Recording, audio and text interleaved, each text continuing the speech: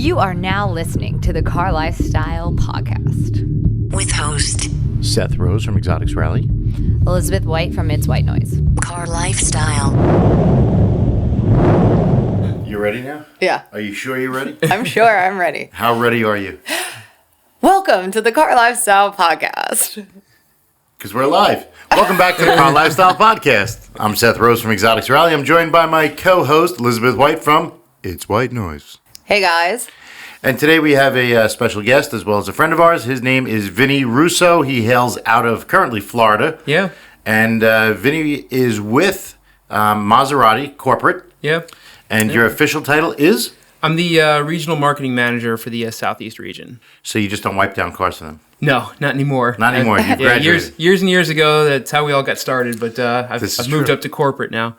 Cool. That's a big step. Yeah. It's been a crazy trip. But I figured you guys come down to Florida. I should show you, one of my flagship stores. And the Ferrari side of the dealership always has some fun toys, and they've got some nice Maseratis as well. So. Yeah, we were checking out a couple of those TDFs they just got in. It looks like. Yeah, there's a nice one under the cover that I'll get you guys to see before you go. Really, you're going to expose that for us? Yeah, I'm excited. He's got some pull here. Yeah, a little two bit. LaFerraris, Maybe just 3 get or the 4 keys. We'll go TDFs. let's take him for a ride. We can. Yeah, All right. we can. Perfect. We can go play. I'm ready. I keep trying to let them take the race car out, but they won't let me take it out. Oh, that race car is awesome. Any MC12s around? There is one a little bit north of here that I know a customer's got actually an MC12 Corsa that we've used some events before, so maybe we'll we can venture out if we get some spare time. That's one of my all-time favorite cars. Yeah, Same. It really is. It is really such an epic car, and there's so few of them made, much less than the Enzo ever was. Yeah. And it's based off the Enzo. But it's an open top. Yeah, I'm a convertible guy at heart. I mean, if It's you're an gonna have a car incredible like car. that, I was always the F50 over the F40. So the MT12 over the Enzo was always kind of. See, I'm the opposite. I don't like open top. Really? That's like Spike. It's a personal Spike thing. made Same. more convertibles. I hate it. Yeah. I don't Yeah. I know we're not allowed to talk about it, but there have been rumors about, a new supercar coming from Maserati in the future. There have been rumors. Yeah, there have been rumors. You never know. Nowadays, things happen so quick. We find out about it just minutes before some of you guys do at times. Right, like when it's crazy. unveiled and all of a sudden you're like, oh, that's what they were talking about. Yeah, They wouldn't even tell us. Yeah, it's kind of There's crazy. that top secret 81297S. You never Or know. another bird cage, like a real bird cage. Yeah, I think the next thing that you'll see is that everybody keeps asking every time we go to an event. They ask about the Alfieri, and there'll be some refreshes in the model line, and I'm sure some new they'll cars. start venturing into Yeah. some hybrid technology Yeah. and things like that. So, yeah, some new special editions. I know that there'll be the new special edition Ghibli coming out, and we just did a refresh on the Quattroporte and the Ghibli to kind of update the electronics and give it a little bit more, a little bit more of a competitive spot within the market. So it's got the radar cruise control now, and the 360-degree cameras, and the things that the customers were kind of asking for. Bluetooth. Yes, we have Bluetooth. We have that was a big thing. Apple CarPlay. We have You know, Android Auto. what's I was recently looking at a Ghibli for myself. Mm-hmm. And every time I mention it to people, they say the same thing. Which is It's a Chrysler. Oh, It's a no, Dodge no, Dart. it's Now, not. what do you say No, to somebody no, that no, says no, it's no. a Dart, it's a Chrysler, it's No. built on a 300 chassis? It's not at all. No, not at all. The Ghibli is its own platform. The QP was built a little bit off of that, and even the Levante was built off that. And although you will find a hint of some of the Chrysler things in some of our cars because of the partnership we have with FCA. Most of that is actually for the better. For instance, like the Levante uses the air ride system that the Levante uses for the suspension is based off the similar technology that Jeep and Dodge use in their cars for the Grand Cherokee and Which the works. Dodge Ram, which works, and it works because it's like a sealed nitrogen based system. So for all of anybody that's ever known anybody with a Range Rover that's all had issues with their air ride, it's because it pulls air, from the atmosphere as opposed to being a sealed nitrogen-based system like the Chrysler and Levante system is. So here, especially in Florida, if you live near the water and you're pulling in that salt air, if you're not properly servicing your air ride system, which a lot of customers at times they neglect it, that's what ends up happening. And so that's one of the advantages of being part of like the FCA group like that we are able to take technology that's proven and work and be able to integrate it into some of our cars without losing the Maserati flavor. So the Ghibli's been a success. Oh, big success. Yeah. I Big mean, I always success. see these great lease specials and Yeah. these crazy It's deals. competitive because a lot of people assume that, I can't tell you how many times I can't afford a Maserati. I can't tell you how many times I talk to somebody. It's like, oh, I'll buy another E-Class because I can't afford a Maserati, and I'm like, the Ghibli's the same price point as your E-Class or a 5 Series, and the QP is competitive with the with the S-Class, the 5 Series, and some of the other ones, but. You've got the 3 pillars of the company. You can see on the 3 points of the trident, and it's performance, design, and exclusivity. And one of the jokes that we always have, it's like, especially with the Levante now, because we have a lot of customers that are coming out of Cayennes and Rovers. It's like you pull up to an event or a restaurant or a country club. When you go to park your Range Rover, your Cayenne, and the valet takes it and he goes and parks it and it goes away and you never see it. But you pull up in your Levante and you come back out after dinner and your truck's parked right up front. Sure. Because without even asking, the Trident just It's prestigious. It stays up front. It's prestigious, and that's part of is. what that the ownership experience is that exclusivity. But most people think that it's outside of their reach, and they don't realize that even the Levante. I mean, the price point starts at $72. I mean, it's competitive to the Cayenne S, and it's the best performing SUV in the segment. I mean, it's got a higher top speed, it's got better braking, better handling than the Cayenne. And I see they're running a lot of commercials on TV, which you normally don't see from Maserati. Well, because, back in the day when we were selling 3,000 cars a year in the U.S., it just didn't make sense. It wasn't a mass appeal car. But, when our sales numbers have increased and the volume of the cars have increased a little bit, we want to get the word out, like you said, just to let people know that it is obtainable. Right. That it is something that, you can have that prestigious ownership experience and have that emotional connection to your car, and it's an option that some people just hadn't considered before. So we got to let them know. So the Levante, it's done very well, I assume. Yeah, it's done very well. The owners love it. I mean, it's a really great built truck. What would you say the competitors are? You said the Porsche Cayenne S. Would you say like the Jaguar F-Pace and things like that, or? Yeah, I mean, the F-Pace price point is a little bit lower. Right. So, and the equipment and the performance is a little bit different. I would say the Cayenne S, like the Mercedes, whatever the newer version of the ML is, what is it, GLA or something? Yeah, Is that something like the that. one? I don't know. Not the small GLA, GLE, but because GLA, it's not the Macan, it's more Cayenne. Range Rover Sport, I mean, that would be a competitor in that market as well. So it runs right on the Audi Q5, Q7, somewhere in there. So it doesn't have a third row seat, but it's got a lot of design features that people wouldn't expect from an Italian company. We're the only SUV that has frameless doors. So around the window, there is no window frame on the doors, which is it's a design feature that we have in all of our Maseratis that we can incorporate it into the SUV. And once you see it, it's something that you kind of get used to seeing, and it's really sharp looking. I've seen them. I haven't been in one, so maybe we'll take a look. We'll have to do that before you go. That's because pretty I think cool. you'll be impressed. Do they plan on now? Of course, you can't talk about future, but I mean, have people asked for a larger? Yeah, truck? I mean they always ask Because Bentley is making the Bentayga, yeah, it's also $300,000. Exactly. It's a definite beast, but I did drive the Levante at Pebble Beach, and it actually is.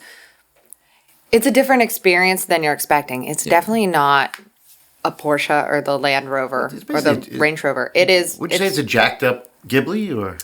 Yeah, I mean it's a little bit more than that. I mean it's because it is based on the Ghibli platform, and this is one of the other advantages with the cross platform sharing is so like 30% of that car can be brought back to the Ghibli QP mostly in the drivetrain. So all the refinements that we've done with the Ghibli over the last few years, and updated the transmission software and all that. I heard it's a vast difference. Yeah, it's a vast difference from the 14 to the 17. So we were able to incorporate all that into Levante. So it's not you don't have a lot of those first year quirks that you're going to get with some of the other vehicles, but it's a really great driving experience. I mean, you've got that sound and the smell of the Italian cars that you don't have with a lot of the other That's ones. what I was going to say. The design it's just more oriented for the internal and the interior side.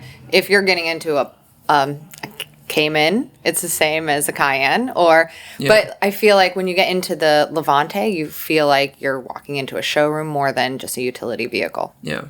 And they really, you wouldn't think of Maserati to come up with some of these ideas, but it's usable in the fact of there's little features of the car. So it's got the power operated tailgate, which is kind of industry standard with an SUV now.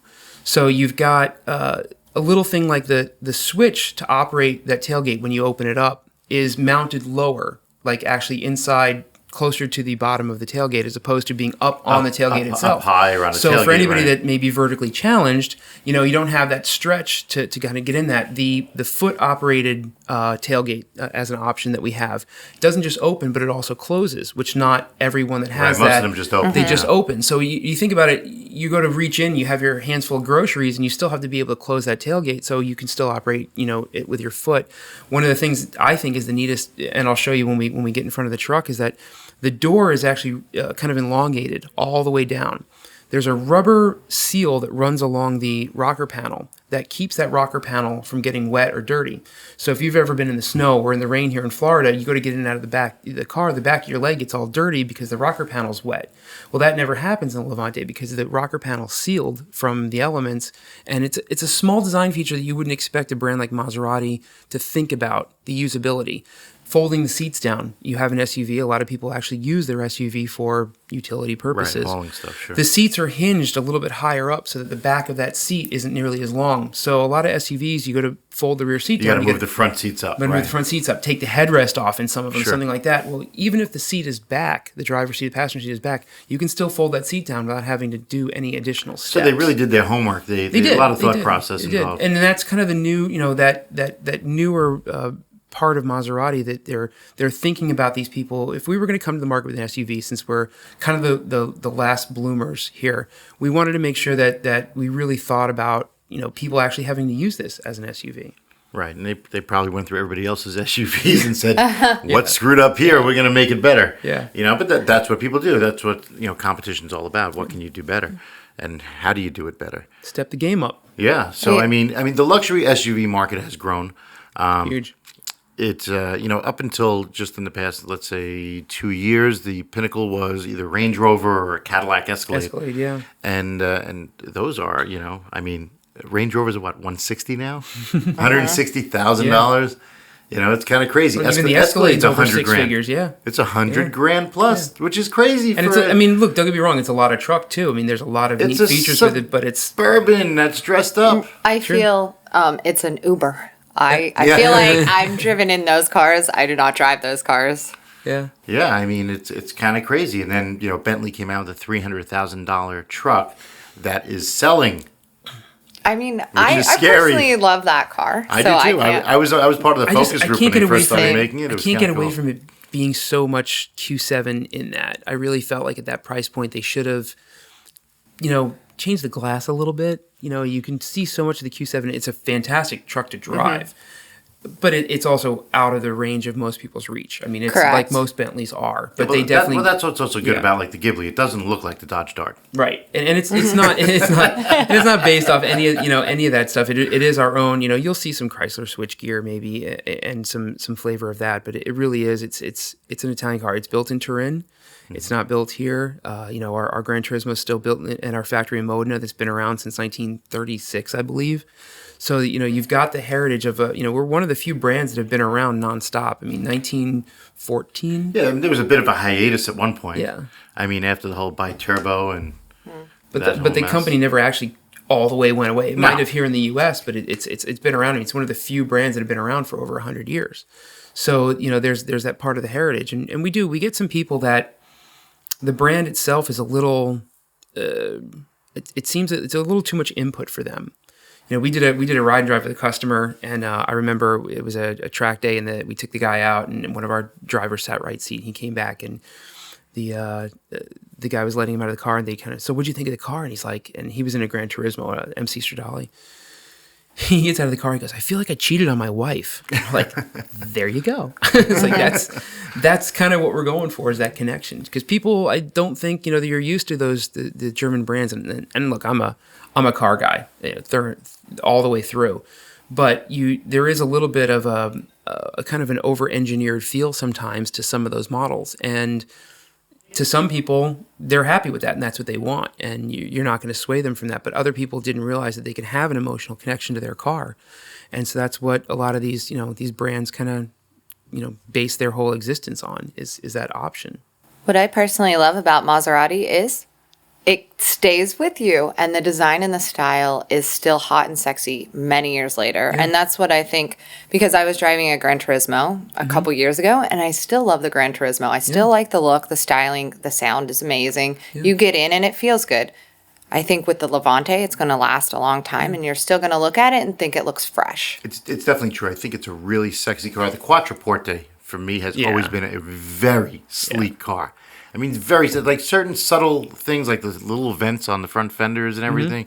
I mean, it's just a very, very sexy car. Well, that's the design influence that, that the brand has, and we get, there will be customers that come in and say, well, your car doesn't have this, and the seats don't vibrate, and you don't have, it won't park itself, and there's a time and a place for that, because I always, and it's funny because it always ends up being the guy that comes in and says that he's wearing a Rolex.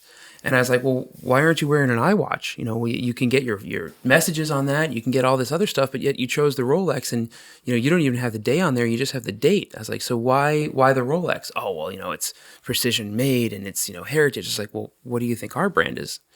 Yeah, okay, we may not have all the the bells and whistles, but that's not what it's about. I mean, it's more than a transportation device. It's more than getting you from point A to B. It's a visceral experience. Mm-hmm. And most people drive a Maserati. Again, when I was talking about my Uber Escalade, I'm riding in the back of that. I'm not trying to ride in a Maserati. I'm trying to drive a Maserati. Right. That's like a Phantom. You don't drive a Phantom. You get driven in a Phantom. A Ghost you drive. Yes. Mm-hmm. And, the Maserati is a driver's car. Now, it's also become a daily for many people when it never was. Yeah. Yeah, it was that status of where, and I talked to a lot of customers, even with the Gran Turismo, and that car loves to be driven. I mean, I've seen them 80, 90,000 miles in their Gran Turismos. Guys daily drive them with no issues at all. And it's because they like to just be driven and be used. And, I learned working for Spiker years ago, we always used to, come into issues with customers saying, well, it doesn't have enough horsepower, it doesn't have this, doesn't have that.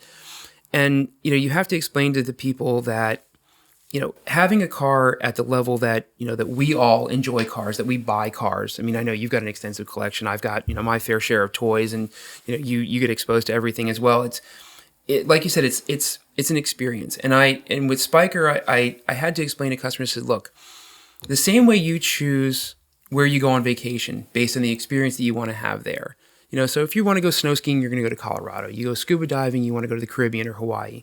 You choose the car based on that same experience. And, and once you get that inside of people's heads and they start to realize that they even have a choice of having that experience every day, they will finally turn around and start to realize that, okay, now I get it. Sure. But it is. It's like a vacation every day.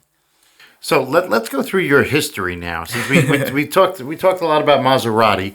Where are you from originally? New York. New York. Yeah. Where'd you I'm grow a up? Long Island boy from Smithtown. Okay. Yeah. And when did you start getting into the automotive scene? Oh, when I was a kid. My dad was a mechanic growing up, so he was a mechanic for GM, mostly Chevrolet, all throughout childhood. My poor mom had to carry Matchbox cars around in her purse. I mean, I was always a car guy. I had my first car when I was 15. It was a '79 Oldsmobile Omega. Nice. Yeah, and a coupe. Yep. And by the time I got my driver's license... Sorry, Elizabeth's looking at us like, what the fuck are you talking about? Because she's always the younger one here. So. Yeah, so it was an old muscle car from the 70s. Muscle car? Yes, muscle cars. What is that now? Terrible performance. Sounded great, though. Peel out with one tire, right. And then I had I was in Florida at that time when by the time I got my driver's license, you were kind of limited. I ended up getting a job installing car stereos throughout high school and into college. And then when I got into careers, I did radio for a little while, and then I went to the Amelia Island Concours actually one year. I met the guys from DuPont Registry, and come to find out, they've actually had a little bit of a radio background, and their corporate offices were right in the St. Petersburg, Tampa area where I had, kind of grown up. So they offered me a job. They said, look, we know what you do. We could use a new marketing director, and they ended up offering me a job to come back to Tampa. I was in Atlanta at the time. And so I started working for DuPont Registry and kind of networked my way through I met the guys from Spiker. I did some work. I had my own PR marketing company for a while where I had Spiker and Hennessy and some of these other smaller brands on. So how long were you with Spiker for? Almost 5 years. And you were the I was What was my your title there function? was dealer relations manager, but I handled all the after sales. It was such a small. I mean, there were 3 of us full time for Spiker in North America, so we all kind of did everything. Karsten handled, Which is a lot. Yeah, Yeah. 3 people's a lot. for I mean, that I company. knew at one point. I think I knew Every every owner, right? car, every owner. I mean, you Every gave me a serial chassis number. I yeah. still know most of them. And I still What's get mine? calls from some of the. You were two. Not that many. No, well, we were up to 215 when we started. So you were 191, No, I'm in the 2s. 211. No, you were lower 2s. No, I'm upper 2s. Are you really? Yeah. Are you 291? No, I think I'm 231 or 213. Yeah, because you had. One or the other. Yeah, one or the Whatever, other. you still have it. That's all that counts. Yes. Yeah, but I still get calls from some of the owners, and I still keep in touch with a lot of those guys. And that was an It's a amazing, very tight knit community. it was really an amazing is. part of my, kind of growing up. And so I did Spiker for a while, and then I moved to Lamborghini, and I did after sales for them for 5 years. That's when I met Vinny. Yeah. So After sales consisted of. So after sales is like basically kind of what it sounds like. Anything after you purchase a vehicle, so your service, your accessories, your warranty work, all that kind of thing. So I was the factory liaison between the dealers and the factory for anything having to do with your customers, Warranty claims, issues, right. technical support, lemon law cars. See, it's interesting training. that you mentioned that because, I remember there was a guy that I knew that had a Murcielago at the time, an LP640, and he changed his wheels and it blew the differential on the car. Yep, that'll do it. And they denied the claim. Yeah, yeah. The And a lot of people don't realize that can happen. Right. It happened to me on an Escalade, actually. It happened to me. I'm sorry, on a some Hummer. of that the, especially the cars with the mechanical differentials like that they were very sensitive, especially if you went much larger. You end up changing the rolling diameter of the car, and everything is set specifically. When you have a car that's engineered that high performance, the tolerances are pretty tight, and it's engineered a certain way, and you go For a certain reason, You go obviously. plus 2 or 3, and I think I know the same guy. It happened overseas, right? No, this was in This New was York. in New York. Yeah. There was another guy I know that had like 700 miles in his car. He brought it over to one of the Wow. rallies that we all do. He got about 700 miles into it and blew the diff. But it does. It happens. And in that case, I mean, I'm sure it's on a case-by-case basis. And we do. You have to take it on a case-by-case basis. I made sure that I was at SEMA every year, talking to the aftermarket manufacturers, talking to the wheel guys, making sure that I knew from an after-sales point of view, I knew which guys were doing their research, which brands were testing things properly, were trying to do the best that they could to keep within OEM specs to make sure that their customers, because if you've got a car like a Murcielago and you're going to be driving it at 200 miles an hour, which a lot of the owners do, Yeah. safety is a main concern, and that's a lot, and they think the factory's being terrible and they're, you guys are mean, you don't want me to customize, but no, it's not that. It becomes a matter, you got to remember that the country that we live in, everything is litigation. Sure. And everybody wants to point fingers, and we have to kind of protect ourselves as well. And this was how many years ago you were involved? With Lambo? Yeah. I left 2 years ago. So, Okay, so I mean, right in the heart of all the new twin turbo modifications and things like that, and people. Yeah. I was there are for the sticking Aventador launch, and I left 2,000 horsepower in I a left car that just starts I with left just as the 600. Huracan. This is the Huracan left. Yeah. But I mean, there were I'm an aftermarket guy as well. I don't have a single car that's not modified. See, I'm the opposite. Really? Yeah. Yeah. So we were talking about that So that's the yesterday. thing is especially with with the Lambos, I made sure to do my research so that I knew if I had a customer that did have an issue, I could say, look, I'd go, we'd talk, we'd see about the brands, who installed it, was it installed at the dealer, was it installed somewhere else, what brand did you put in, how crazy did you get with it, and we would work with the customers because individuality is part of owning a car like that. And yeah, okay. So you've got these cars with a 2,000 horsepower twin turbo. You can pretty much forget warranty on the driveline. But if you had an issue with your power windows, we would still take that into consideration. And just because you had a twin turbo kit, there were certain aspects of the car that we would still make good on. Yeah. And you just have to, from a customer standpoint, if you can show that you're doing your best job to be a customer, you're bringing your car in once a year for the required service, you're doing the things that we ask you to do as a customer, most of the manufacturers will work with you. Yeah, I mean, I had a similar experience on my Nissan GTR. I actually, from doing bull run twice, the intercooler got totally hammered from under, 200 miles an hour for an extreme amount of time. Eventually, it's going to get destroyed. And we didn't lower the car or anything. We didn't modify it, and they didn't want to warranty it. And it took a little while, but Because it had been used in outside of normal. Regular driving conditions. Under extreme driving Yeah. conditions, but that's what It's the an car is extreme built car. for. Right. Yeah. It's an Right. extreme car. So push came to shove, I got a hold of corporate and they wound up warrantying. Yeah. But, I mean, I guess there's got to be limitations in every, you have to weigh out the options. Yeah, you have to, from Especially in today's world with social media, it's, Correct. you It's wind difficult. up, I mean, like the Asian guy who took his Lamborghini and beat the crap out of it, with Well, a bat, A racetrack can void a warranty. in Yes. some cases. In some Well, cases. My '04 Gallardo, interesting enough, my '04 Gallardo, I bought it and I was so amped up to buy it, and we'll get into car buying in a couple of minutes, but, I was so amped up to buy it that I was so, I just looked through everything. Like the rotors were totally shot, and I was just like, oh, we can cut those. They're drilled. Yeah. It's like, I just made every excuse to buy the car. So I bought the car, I get the car, and all of a sudden it's got leaks everywhere. So I made an appointment at Manhattan Motor Cars, and I brought the car in. And now I brought it in on June 10th. Now, the warranty, when I opened up the book, it said, I was good till 12/6, whenever it was Yeah. at the time, like 2007. So when I brought it in, actually Matthew Bouchard, who you Oh, yeah, I remember, remember Matt. Yeah. he actually contacted me. He goes, well, I'm glad you brought it in now because we'll be able to get a warranty. I said, well, I'm good till December. He said, no, you're good until Saturday. I said, what do you mean Saturday? Oh, my God. He said, it's actually not 12/6, it's 6/12. They write They wrote it backwards, They yeah. well, Yeah. they do that. Yeah, they do Europe. European. In Europe. Europe, European, yeah. they write That's the funny. day, the month, Oh, and my then God. the year. So I was like, holy shit.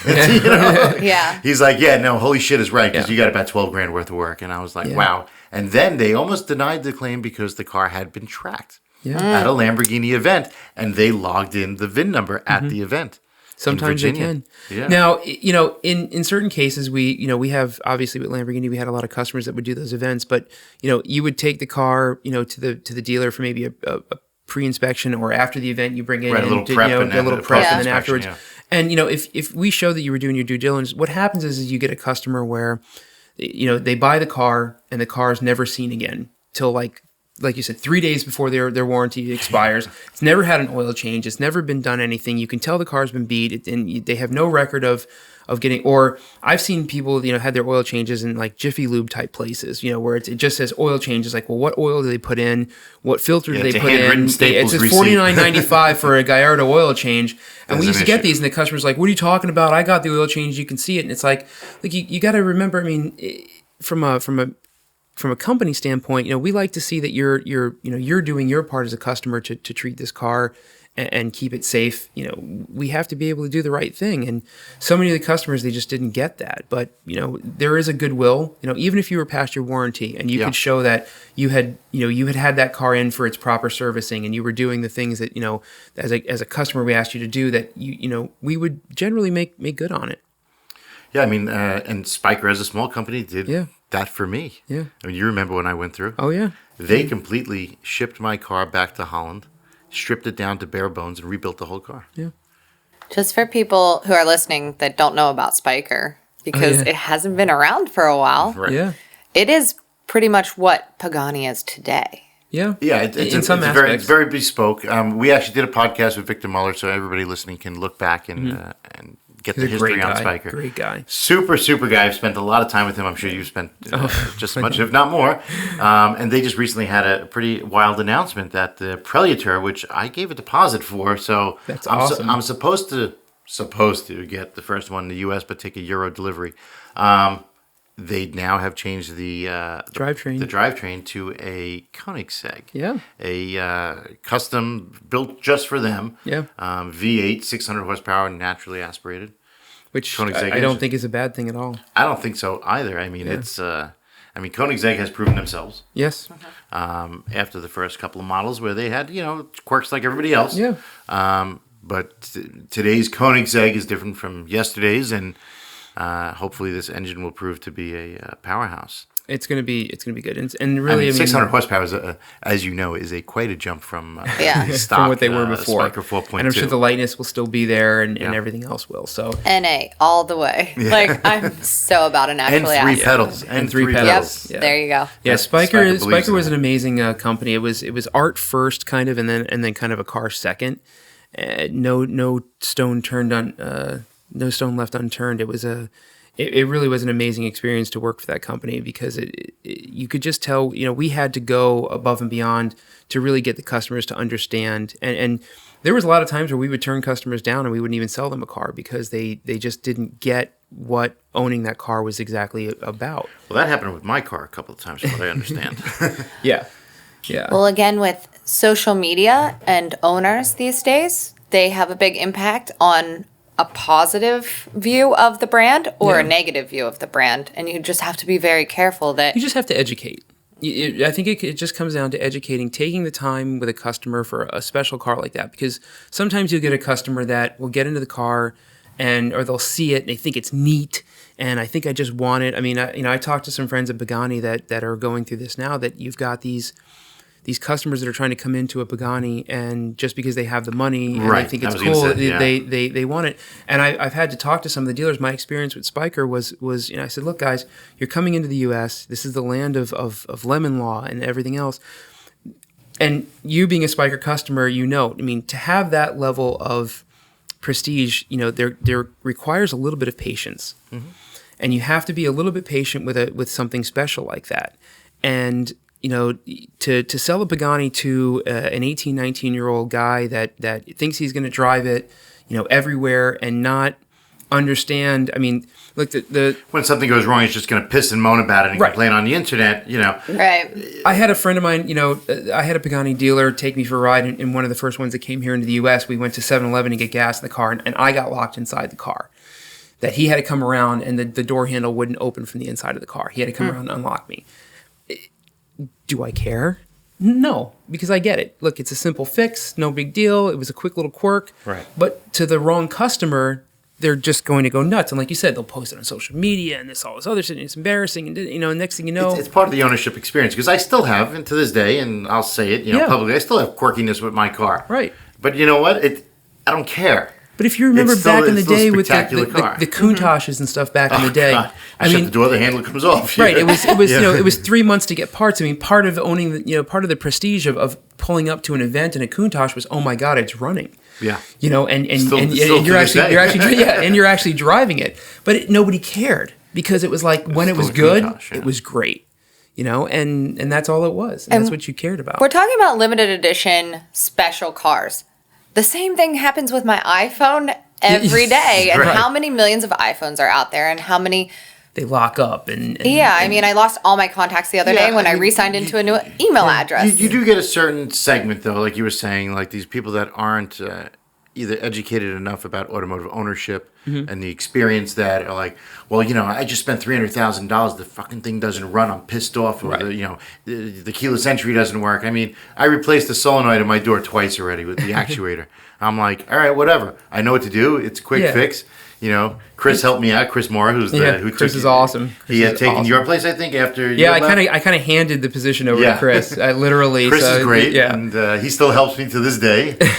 Sending me PDF files of how to do this, how to do that. And you know what? Being an owner of the car, a lot of people would say, like, you actually fix it yourself. I'm like, you know what? I enjoy it. Right. It's kind of fun. I don't enjoy turning wrenches, but the car is such a masterpiece to me, and it's like you said, it's the ownership experience. Yeah, and all the owners are great. Yeah, I've met quite a few of them, and we've had some little retreats and things like that, and they're really interesting guys. That's how owning a car used to be, and it always has been. That you have that connection with the car where you can look past, some of the quirkiness of it, but the payoff is that you get to just be a part of this car that most people just don't understand because they just don't ever get experience of that. They get in their Lexus and they can't obtain it, and they don't have it. It's exclusivity to a certain extent. But those the same owners. It doesn't just have to be, because you get these guys that are into the vintage Volvos, or the Volkswagen guys are notorious for that. I mean,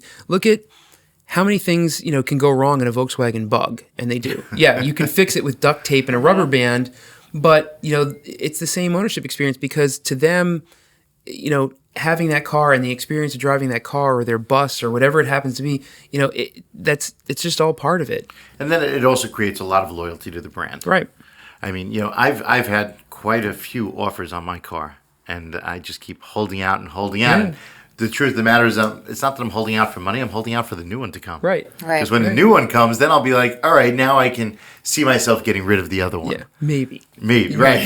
Maybe. It's a real struggle. Yeah. It's a real struggle. So it's so it's been an interesting journey for me. Yeah. So from Spiker, you went to Lamborghini, and then from Lamborghini, I took some time off from Lamborghini for some health issues. I did some work for Hennessy for about a year. That he was nice enough to take me on. I helped him with he did a project with AutoNation, and I kind of acted as his business development director. And we grew his business a little bit in that year. And then I got offered a job at Maserati. So were you at Hennessy when they did the world record of the... No, I had just missed that, but I was lucky enough to be one of the few guys that were actually on the insurance to drive the Venom. So I've gotten to drive that on more than one occasion. And how was that experience? Oh, my God. It's based off a Lotus originally. It is, yeah. It is based off a Lotus. Like in fact, stretched I mean, it's not a chassis? secret. It's still VIN numbered and titled as a Lotus here Oh, in it the is? U.S. Yeah, Oh, I it didn't know literally that. is. If you were to buy one of the 6 or 7 owners that have it here in North America, it's actually What's titled as Lotus. Steve, right, has one? Oh, the music guy. Yeah, yeah. Well, Steven Tyler just sold Steven Tyler, his yeah. to At Barrett Jackson, right? Yeah, he sold his to Scott Borchetta. What did it sell for at Barrett Jackson? Do you have any idea? I think I'll 800. Google it. Oh, so he lost money. A little bit. But It was in Manhattan for a long time. it was for charity. Was it? Yeah, it was for charity. Oh, yeah, So well, he Steven could take the loss. Steven donated to charity, and Scott bought it for charity. I'm So sure he can afford the it all loss. worked It's out all that right. way. Same way Hendrix buys that Camaro for $1 million. Yeah. It is what it is. But yeah, but to be in a car that's 2,800 pounds and 1,200 horsepower, it's just completely unreal. I mean, even in the lowest setting of the adjustable power, it just never. Yeah, $800,000. Yeah, it just never stops pulling, and it's impossible to really wrap your head around until you get into it. But there's about 30% Lotus still in the car, the windshield, a few other pieces, but really that's all it is. The bare minimum for DOT regulation. So, and John's working on a new car that he'll actually have at Pebble Beach this year, called the F5. That will be a ground-up chassis titled as his own. Really? And it's gonna Must be have got some big stunning. investor, huh? Oh, yeah, he's been kind of working the phones there a little bit, but he'll have a full scale model, kind of a non-running prototype of rolling chassis that he'll have at Pebble Beach if everything goes well, and it'll even outperform what the Venom's been able to do.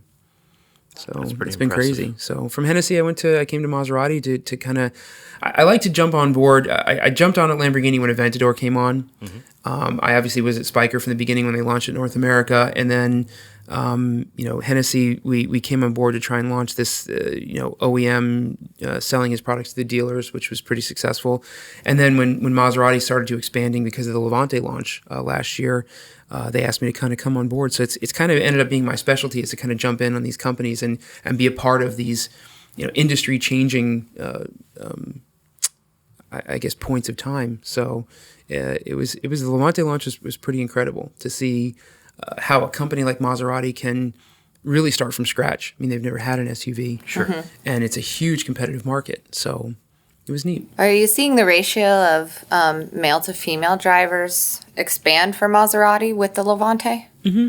Yeah, I think that our customer base has changed quite a bit to where some of the females were really intimidated by the brand and just kind of they didn't really have a whole lot of use for it. Now they can, those that are there, they have They an can option. relate to it. Yeah, they have an a option. soccer Yeah. mom can drive a Maserati. Yeah, and they do, and they love it. I mean, a couple years ago when I was driving that Gran Turismo, people would come up and be like, "Hello, sir," and they'd open the door and it'd be me. And it was just a funny thing because no one ever thought a woman would be really driving these cars. I Right, saw it's unexpected, yeah. Right. I mean, I would see occasionally women driving a Gran Turismo or a Ghibli or something, but it normally is a male. It's starting. I think all of that, not just with our brand, but just in general. I think it's becoming more acceptable for women to.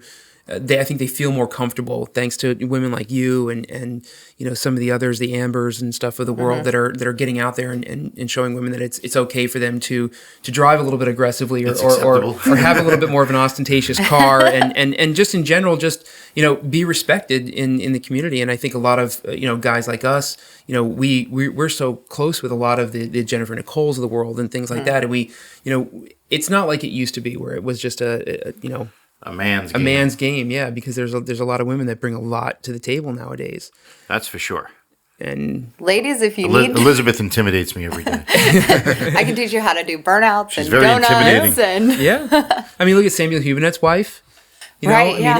mean, every time there's another woman does it gets a little bit more exposure to the rest of the world. It adds to it. Well, that's why when there's a woman on the track, I try to stay away from the track. stop. I don't want to have a worse lap time. It's kinda, That actually, I've been told that before. Yeah. it does happen. I've seen Yeah. that. It does. I've seen that.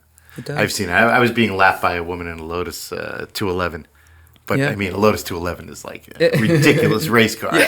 So she was just like lapping me in my Gallardo at Monticello, and I'm just like, all right, listen, it's time to go home. I mean, there's an impressive woman that's driving the FXXK. Yeah. Her handle's Because Race Wife. Yeah. I mean, she's out there tearing it up. Yeah. I did a lot of driving events with some women stunt drivers, and I got to meet a lot of them. And I mean, seeing what some of these women are capable on motorcycles and what they can do with the cars, and just completely fearless. I mean, I grew up. My mom was she marched back in the days, and she was always part of she was a business owner, and she was part of the National Organization of Women, and so I grew up totally on board with all of it. So to me, it wasn't that much of a stretch, but I always thought it was funny. You go to these car shows, and years ago you used to see that there was a big diversity there, but now it's no big deal. That in fact it's gotten to the point where you see that the booth babes and things like that they're going away because it's just not important. It's very true. I mean, a few years ago when I first started Exotics Rally back in 2007, there was a woman that used to come to our events. And she had a 550, and then she had a Gallardo, and her Superleggera, she had, I think, about 70,000 miles on it at one point. Yeah. Where she would drive it to tracks all over the country and race. How many Which times is have you go to pretty SEMA and impressive. you'd see a girl in front of a car and be like, could you get out of the way? I want to get a picture of the car. Yeah. I've met the most amazing woman. She dailies a Carrera GT here in Miami. What? Right? awesome. And Seriously? she's mature. She's up in age, and it's just incredible to see her driving around. She also For you to say ordered. that, she must be like 35 then. No. I'd say she's upwards of 60. Wow, that's impressive. And Yeah. she ordered a 918 as well. That's how I met her. That's pretty And cool. it was just so cool to meet someone who's daily driving a Carrera GT and a woman. It's just amazing because you never hear those And stories. most men stole that car the first dozen Oh yeah, times. absolutely. Yeah. I get to drive that car on a Spike TV show called Auto Rocks because I was the only one. Their hired stunt drivers couldn't do it without stalling it, and I was the only one that could do it without Difficult stalling car. it. Yeah. It's a difficult car. Anybody who's driven a Carrera GT, if they don't say they've stalled it, then they haven't driven one. Yeah. Right. It's like automatic. You're definitely going to stall at least 4 to 5 times minimum. It just takes a second to get used to, but that's one of my top 3 cars. So Absolutely. you were saying before your first car was an Omega. Mm-hmm. Now, I grew up on mostly muscle cars. I didn't even have anything with fuel injection until I was probably almost 18. I mean, being with my dad, Sounds like 2 being a years ago. mechanic. Yeah. No, I just turned 40 in January. Wow, Yeah, big 4-0. big milestone there. I had a 69 Chevelle Super Sport. I had a 78 Monte Carlo. I had at one point I had a rotary special edition Targa 7 Mazda first gen. I've had my fair share of everything. I did SCCA with an E30 M3 or E30 BMW. I had an E46 M3. I did the whole sport compact thing with the turbocharged nitrous Honda Civic Fast and Furious stuff with everything Autometer had. I mean, I've done, I had mini trucks. I've had lifted trucks. So I liked, to me, everything's got I have to feel a certain experience with having the car. And that's, and anything that I've ever had has been, it's always been customized to my liking, and it's always been something it's just never been transportation. So same with, my current collection. So what's in your current collection? Let's go through that. So I've got a 4-door Jeep that my wife normally drives. That's her daily when I'm out of town. Otherwise, she'll take the Ghibli. I get a company issued Ghibli, which is not a bad perk. Is it the Q4? Yeah, Q4. Q4. Is that what they call it? It's Q4 all-wheel drive. So How do you like it? I really do. I really like it. Because I'm really considering one. I've been pricing back and forth. No, they really are. That is true. I they're really great have. cars. You know what stopped me so far? I'll tell you what stopped The me. Levantes is the same price point. But you know what stopped me? Believe it or not, my insurance company, for some reason, rates it higher than any other car on my policy. It's probably when it comes to the insurance policies, it usually comes down to replacement parts if you crash it. Right, exactly. So that's usually what ends up happening because there's so few of them. And on my Spiker, they didn't look at that. They just said it's total no matter what you do. Yeah. They told me that. Pretty much, yeah. No, they legitimately said, we're just letting you know that. So remember, if you had an there's earlier an model, accident, so from totaled. from 82 on the Spikers, chassis 82 on, it was actually, they were a little bit more mass produced. But if you had More like modular, if you had 81 below, like J-Lo's car, those were, each one was hand individually. So you couldn't just pull the friend of mine hood has off that one. car now, You couldn't just pull a hood off or even headlights. Everything had to be hand built. So you got a little bit lucky with your car. Yeah, great. A little bit. But yeah, so I've got... so the insurance, they were telling me, is going to be almost double like my Audi and stuff that's like that. weird. I mean, because like it shouldn't be that All expensive. right, so I I'm going to wouldn't shop think. the insurance, You're get gonna a have to better shop the price, and then you're going to get me a better deal on the car, and we're good. We'll be fine. Send us So a demo. I've got a 100 series Land Cruiser. So just as a kind of a tow rig and just I've always liked the Land Cruisers. It's like my third one that I've ever had. So and then I've got a 65 Cadillac Coupe on That air ride. big boat. Yeah, 18.6 feet long. So it's What? huge. Yeah. Just That's shy of a awesome. Phantom. Yeah. So it's that car's that's my zen relaxing. It's the only car I get into. I'm not in a hurry to get anywhere. Probably fall asleep behind the wheel. Yeah, too. love that car. And then Well, like you are my 80 latest years project old. was my $10,000 Viper. Yeah, that's I know we're Yeah. both very good friends with Rob Yeah. Ferretti, all three of us, and, Yeah. and we've seen some stuff. So what was that all Yeah, about? Rob took this project and ended up making me internet famous Yeah. without me really wanting it. But So where did this it car is- come from? Honestly, so the story was basically that I have a friend of mine. I get up very early in the morning. My wife's in radio, and so we're up at like 4:30 in the morning. So I had a friend who's kind of a night owl. I get a text at like literally like he knew I was up at 4:30, so I get a text at 4:30. He's like, "You got to see this ad. It's a Craigslist ad." So I live in the Tampa area, and the ad was for about an hour north, and it just says mechanic special, Viper, $10,000. And it was, it says, needs a couple of things here and there. The pictures look decent. It's a 2001 RT10, so Gen 2. And said it needed some work on the heads and some other things. And I was like, okay, it can't be right. So I emailed the guy. And I was like, look, his wife calls me back and says, look, if you're looking to argue the price, I have 3 people that want it. I was like, no, I just want to know more about it. So I was heading to my father's house, who actually lived in the same town where this was. And so she's like, I'll have my husband call you back. So he calls me at about 11:30 that morning. I was at my dad's house. He's like, look, 3 guys are coming to see it this afternoon. And I'm like, well, just tell me what the story. He's like, well, tell you what. He's like, I'm going to the house now. I'm on my lunch break. Come meet me. I was like, sure. 10 minutes. Get in the car. Dad, talk to you later. I go meet the guy. He has the car at one of his rental properties. He opens up the garage door, and here's this Gen 2 Viper sitting there. Starts up, runs. It sounded horrible, but it ran. I actually drove it around the block. So the story is that it was his brother's car. It was actually his car. He bought it new. He sold it to his brother. Brother was 73 years old, and he was diagnosed with Asperger's syndrome. So I didn't know much about that, but it's kind of a form of autism. At 73? He was diagnosed actually late, not too late before that. It was probably in his late 60s, but it got progressively worse. So the problem was that he'd lost touch with his brother a little bit, and he drove the car, had 30,000 miles on it, clean Carfax, never had an accident, but something wasn't right. So you see the car has scratches all over the roll bar. He had tried to get the soft top off with a flathead screwdriver. He got frustrated and just started scraping at it. The trim around the window, the rubber seal, he got at it with a butter knife. He locked his keys in his car, and he'd have this stress, and he would flip out. Right. So the interior of the car was covered in this goop. Ended up being that it was sunscreen. He would just drive around, put sunscreen in the car. So I told the guy, I said, "Look, it was gross. It was sad for the car, but you could see that the car was overall in really good condition. It had never really been abused like you and I would abuse a car like that. It had just been abused differently. Yeah, neglected. So I said, look, I have to have this thing. So I called Hennessy. I called his head tech and told him kind of the deal. And without really doing a compression test on the motor, we didn't know too much what was wrong with it, but it didn't sound bad. And like I said, it ran. So I PayPal the guy a deposit. I said, look, it's going to take me a couple of days. And he's like, yeah, no problem. Car's yours. So I picked the car up, took the heads off. Did you drive it back? No, I trailered it because I didn't want to do any more damage to what was wrong with the car, God forbid. And once I took the heads off the car, it became a project that I had talked to Rob about to say, how inexpensive could I get into a supercar or an exotic car? And so I'm into the car at 10 grand. I called in every favor that I had to Hennessy and RSI Performance and all these guys that I had met over the years that I had all these favors.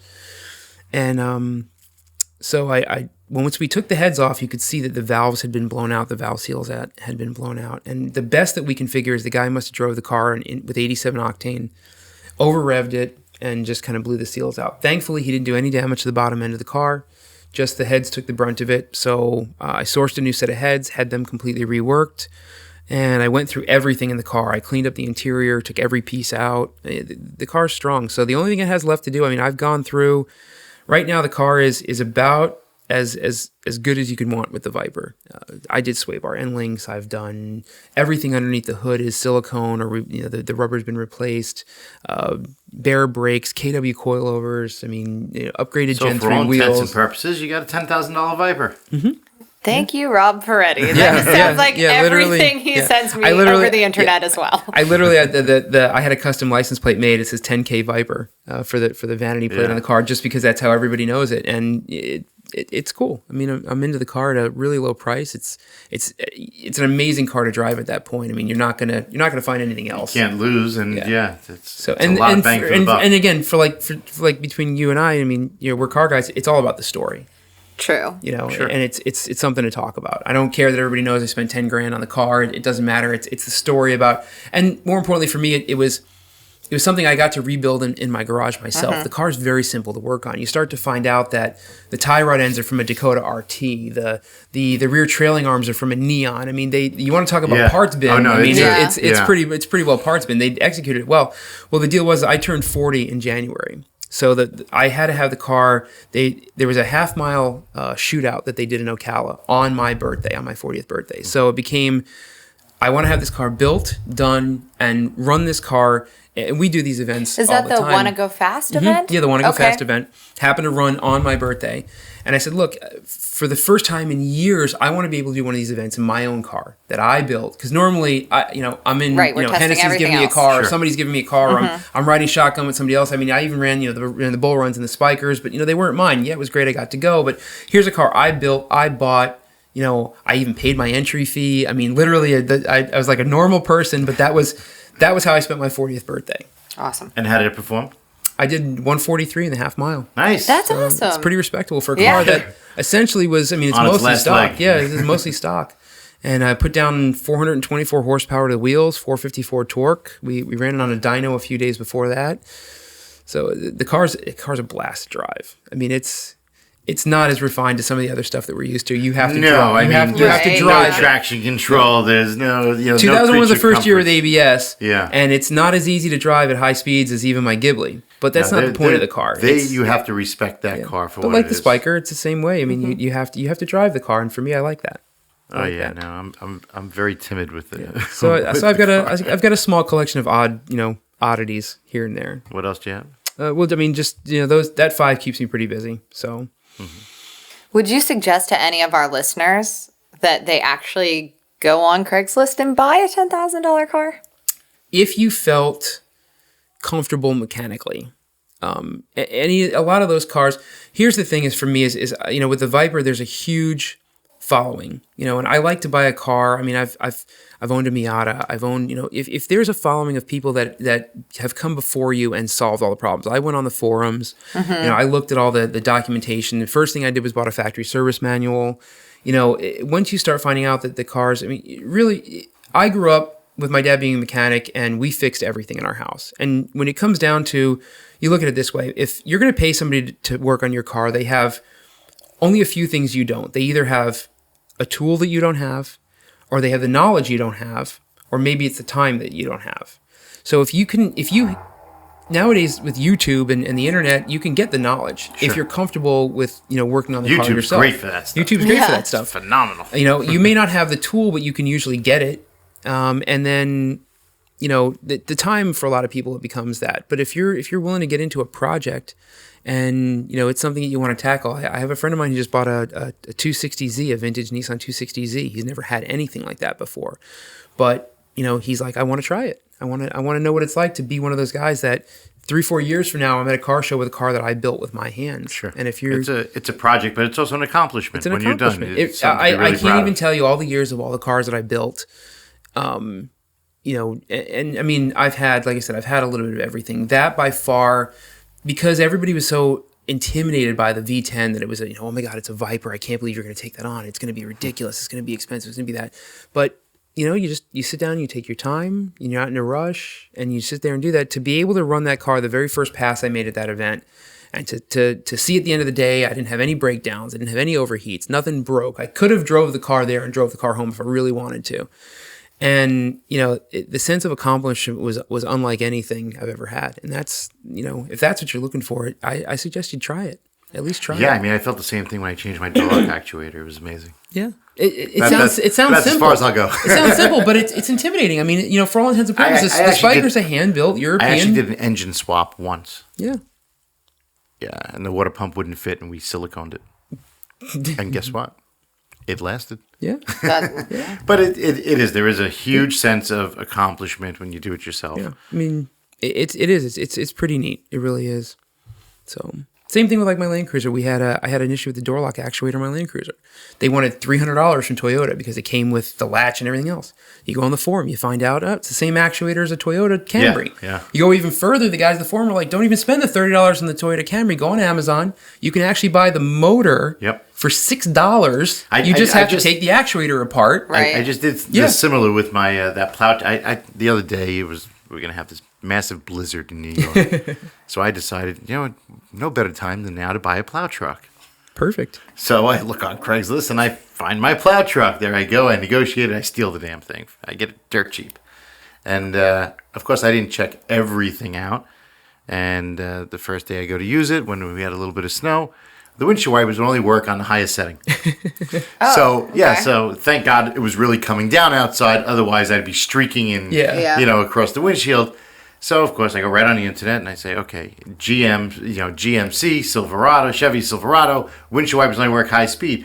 I'm ready to start buying like the whole switch assembly and everything. And it turns out it's a broken diode, it says. There's one diode that becomes loose inside the windshield wiper motor controller.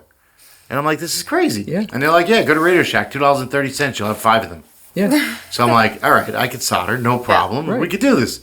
So then you go to YouTube. YouTube has 7 or 8 videos. Yeah.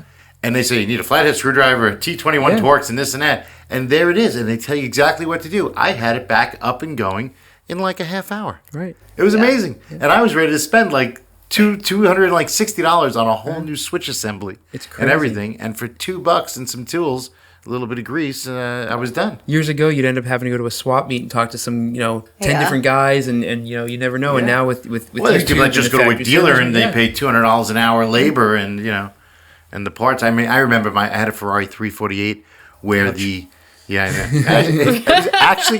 was a really good car. But you drove it, right? I did drive it. Yes, why. because it didn't sit around. Yeah. But the switch to open up the fuel door, which had this little plunger that went back and forth, that seized.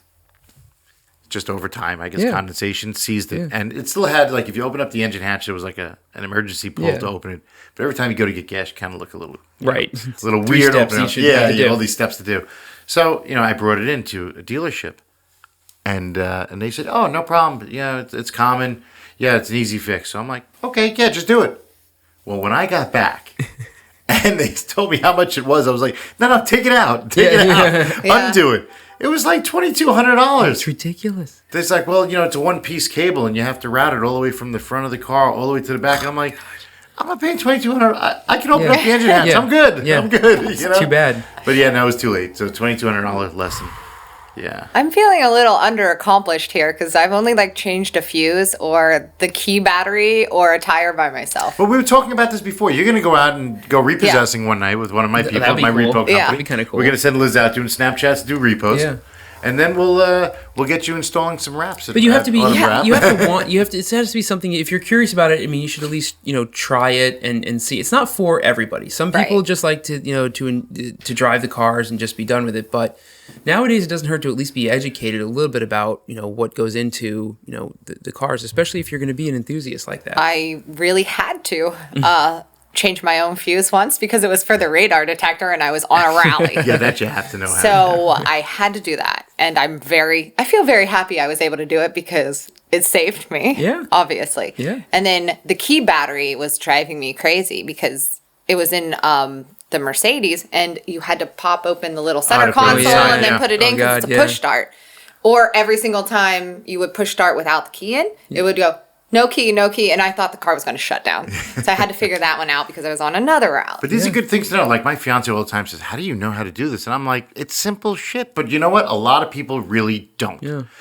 I come across people all the time at either events that I do or on rallies, and they're sitting there, they're like, oh, wow, I don't know what to do. Like it says, my key battery's dead. Like you were just saying, I just had a guy with a GTR who was like, I don't know what to do. It says my key battery's dead. I'm like, Change get a your new battery. battery or just put it in the slot. He goes, what slot? Right. And I'm like, wow. So ownership experience has changed, but Right. people really should become educated on these things. They should really check out your manual. There's a lot of useful stuff in there. Amazing stuff in there. Yeah, there's a lot of stuff that you would never expect to find, like, the jump points of a car. People think you just should go right to the battery. Yeah. Oh, right. Which you could fry shit out Oh, on absolutely. a daily basis. On all kinds of On cars. all Yeah. sorts of stuff. And people, their cars, they don't have tenders on them. The batteries go dead. And they're sitting there and they're just jumping it right to the battery, positive, negative, and boom. Oh, wow, my radio Chances doesn't are, work anymore. if you're in any kind of an enthusiast type car, or even anything, I mean, if you get a little bit of an understanding about just the basics of the car, your experience of ownership will just get that much because it's less stressful. You can enjoy it. I mean, it doesn't matter whether you're driving a Lexus, a Toyota, a Lamborghini, an Aston Martin.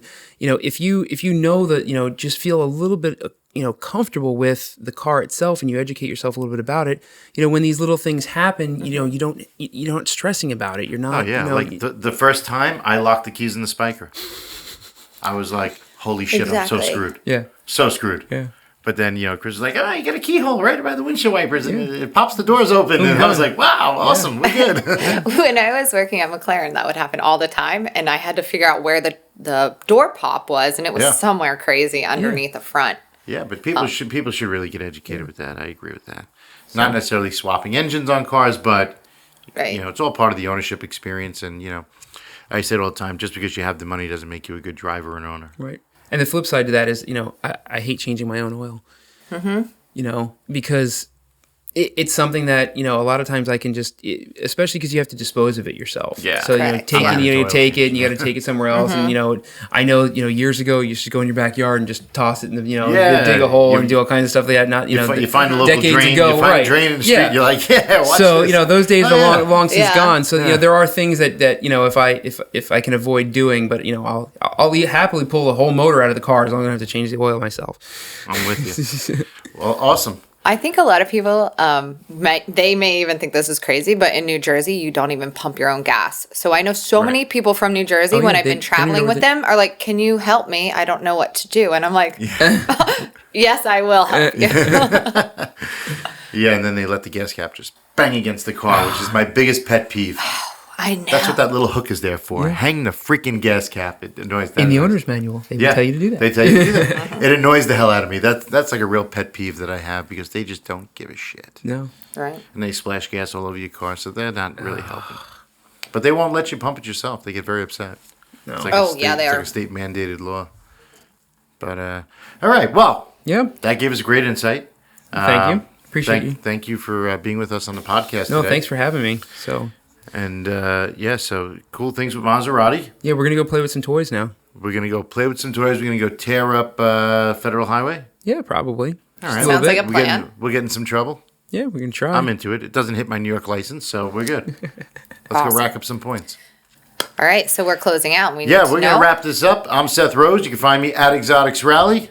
Elizabeth White, and you can find me on It's White Noise. And Vinny Russo. Maserati North America, and you can find me once in a while at your local dealers here in the Southeast. So, Any Instagram or anything? Or yeah, I'm out there. You can find me. all right, everybody look for Vinny Russo. Hashtag 10K Viper. 10K Viper. Yeah, you'll find me Google that way. So, $10,000 Viper. Rob Yeah. Ferretti has made him thank insta you, Rob. famous. And that is a wrap. Car lifestyle.